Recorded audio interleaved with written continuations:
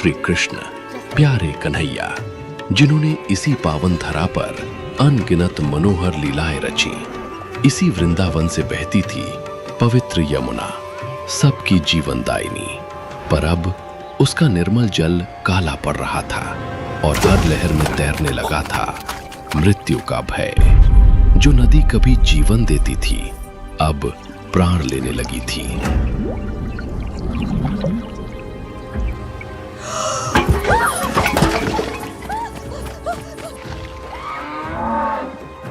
अरे क्या हुआ?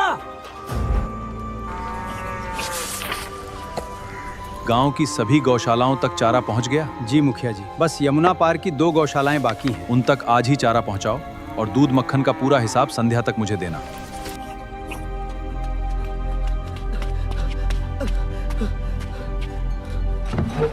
नंद बाबा, मेरी गाय ने यमुना का जल पिया और कुछ ही पलों में तड़पकर उसके प्राण निकल गए। यमुना का जल पीते ही? ये कैसे संभव है? आखिर हमारे गांव में हो क्या रहा है? अब तक 5 पशुओं की मृत्यु हो चुकी है और हमारे 2 चरवाहे भी लापता हैं। गांव के मुखिया नंद बाबा हर दिन ऐसी घटनाएं सुन सुनकर समझ चुके थे। ये कोई साधारण संकट नहीं है, इसके पीछे छिपा है कोई भयंकर काल, कोई जीवित आतंक। और उस आतंक का नाम था कालिया, कालिया नाग।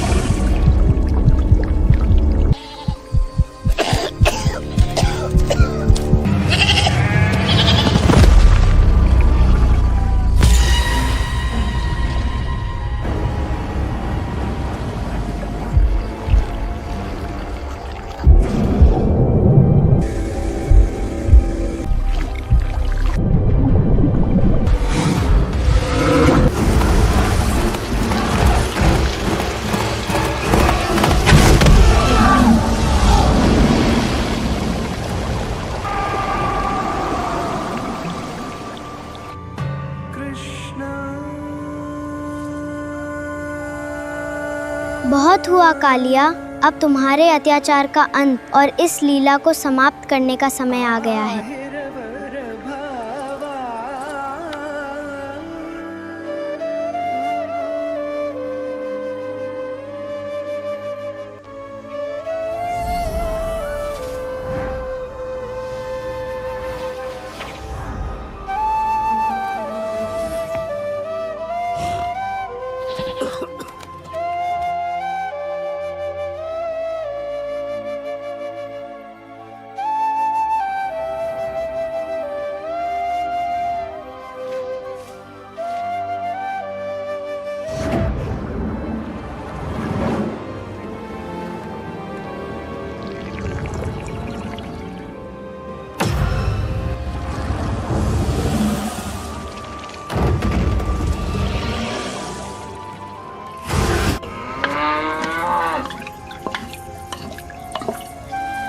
ये धुन, ये तो मेरे कान्हा की बांसुरी है।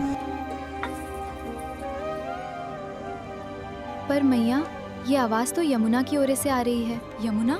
पर वहां तो कोई भयंकर दानव छिपा है। कहीं मेरा कान्हा यमुना के पास तो नहीं चला गया? कान्हा! कान्हा!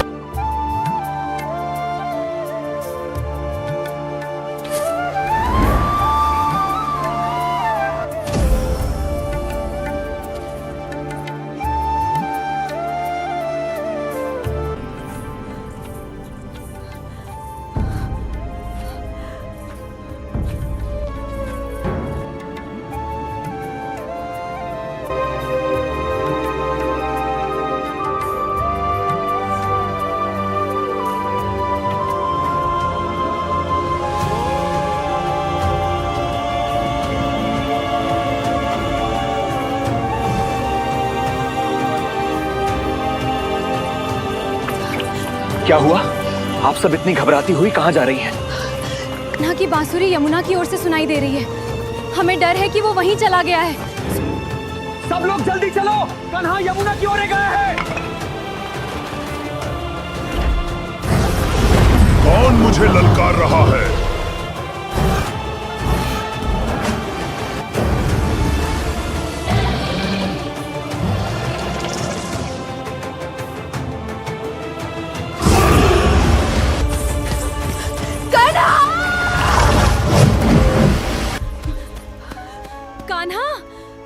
अंधेरे में यहाँ क्या कर रहे हो? यमुना से दूर हटो और मेरे पास आओ।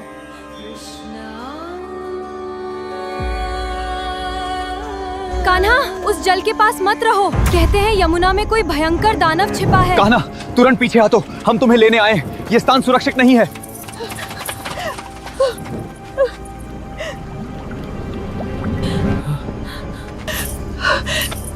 कान्हा, तुम इस अंधेरे में यमनी के पास क्या कर रहे थे?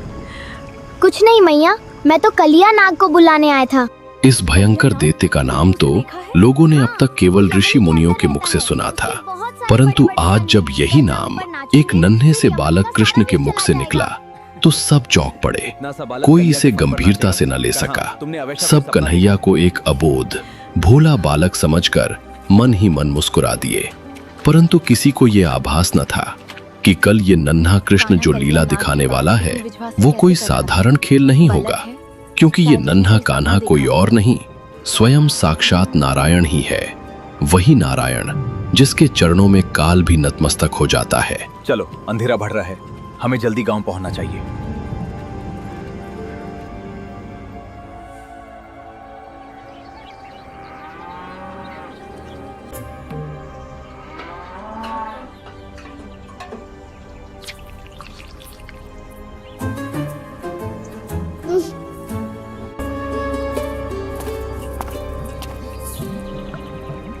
कान्हा, सुबह होते ही फिर मक्खन चुराने लगे? नहीं मैया, मैं तो देख रहा था कि मक्खन ठीक है या नहीं। अच्छा, और तुम्हारे गालों पर ये मक्खन स्वाइप चलकर आ गया? मैया तुम भी खाएं, बहुत मीठा है।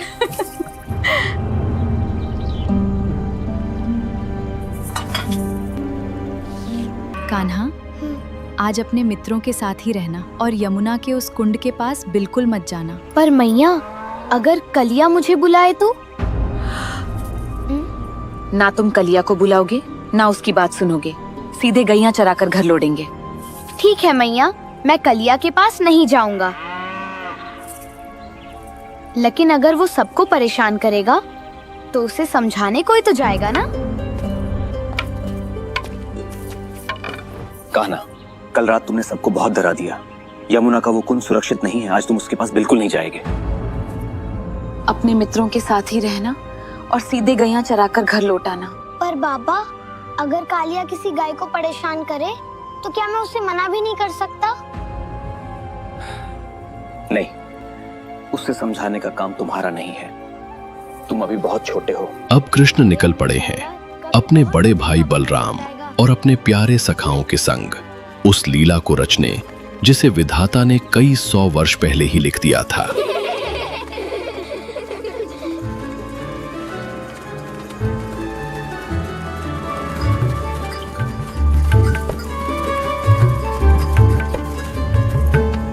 क्यों ना गेंद खेलें?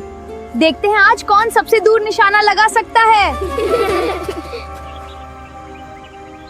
पर कन्हा, मैया ने कहा था सबको साथ रहना है। तो हम अलग कहाँ हैं बड़े भैया? देखो, धन्य है कृष्ण के वे मित्र जिन्हें साक्षात नारायण के संग खेलने का सौभाग्य मिला है। धन्य है ये क्षण जब स्वयं सृष्टि का रचयिता उनके साथ गेंद खेल रहे हैं, जिसके एक इशारे पर सारा संसार चलता है। वही आज उनके संग हंस खेल रहे हैं। और तभी कृष्ण अपना वो खेल आरंभ करते हैं, वो खेल जिसकी प्रतीक्षा में स्वयं यमुना युगों से खड़ी है।